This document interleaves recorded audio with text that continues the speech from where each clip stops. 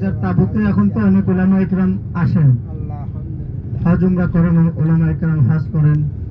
প্রত্যেক গ্রুপে 2-4 জন 10 জন আলেম থাকে, তারা তাদের মতো করে তাদের তাবুতেই তারা জামাত করবেন। তাবু টানানোর কাজ শুরু হয়েছে। সবাই বাম দিকে তাকাই দেখেন, মসজিদের এটা মিনার। এই মসজিদের নাম হলো মসজিদে নামিরা। ছয়টা মিনার, অন্য তিনটা। এই মসজিদের নাম হলো মসজিদে নামিরা। দেখছেন নি সবাই?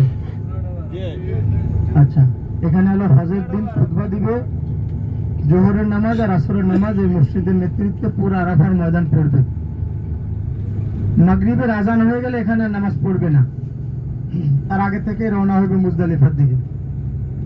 মুজদালিফায় যাইয়া মাগরিব আর ইশার নামাজ একসাথে পড়বে, মসজিদে মাশায়ের আল হারামের নেতৃত্বে মুজদালিফাতে আদায় করবে। তো আমরা এখন মুজদালিফার দিকে রওনা হলাম। আল্লাহ রাব্বুল আলামিন